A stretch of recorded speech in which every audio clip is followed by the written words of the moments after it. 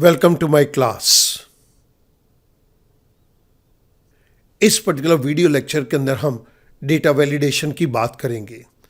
Data validation में मैं आपको इनवैलिड डेटा को किस तरह से सर्कल किया जाए ये एक्सप्लेन करूंगा। इसके लिए हम कस्टम कमांड को यूज़ करेंगे।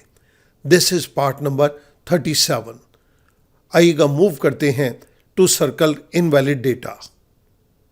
इस एक्सेल शीट के अंदर मुझे इनवैलिड डेटा को सर्कल करना है, जिसके लिए मुझे एक रिक्वायरमेंट दी गई है। Only values greater than 19 are acceptable, all other values are unacceptable. So मुझे यहाँ पर कुछ नंबर्स को टेकअप करना है और उन नंबर्स के अंदर जो भी नंबर 20 या उससे ज़्यादा हैं वो एक्सेप्टेबल हैं, लेकिन जो नंबर 20 से कम है वो एक्सेप्टेबल नहीं है। इसके लिए मुझे कुछ वैल्यूज़ को जनरेट करना है, तो मैं वैल्यूज़ को जनरेट करने के लिए रैंड बिटवीन के फंक्शन को टेकअप कर रहा हूँ। Equals to rand between.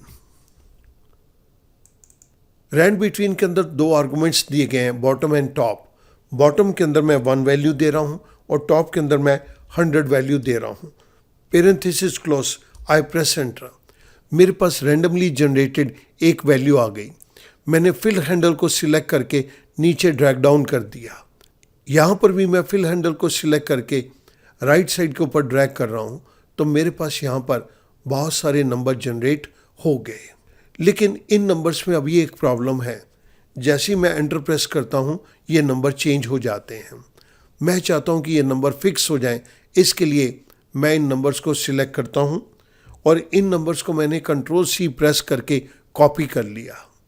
Copy करने के बाद मैं यहाँ पर इन्हीं सेल्स की रेंज के अंदर राइट क्लिक करता हूँ। I go to paste special. Paste special के अंदर मैंने वैल्यूज़ के रेडियो बटन को सिलेक्ट किया। I say okay. Now these values are fix.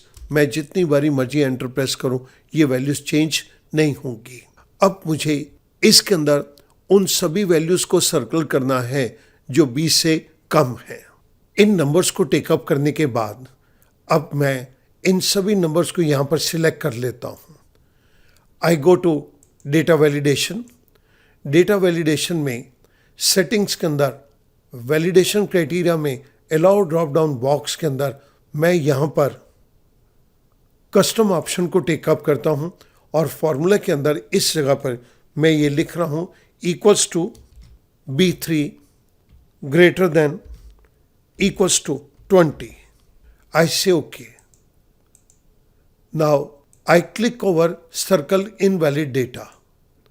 जैसे मैंने सर्कल इनवैलिड डेटा पे क्लिक किया तो जो वैल्यूज़ 20 से कम हैं वो सारी की सारी वैल्यूज़ यहाँ पर सर्कल हो गई।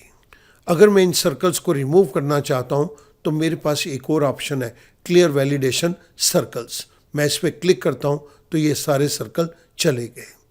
सो स्टूडेंट, किसी भी प्रोजेक्ट के अंदर जहाँ पर आपको ये लगता है कि कुछ डेटा इनवैलिड है और आप उसे आइडेंटिफाई करना चाहते हैं, then this is a very good tool.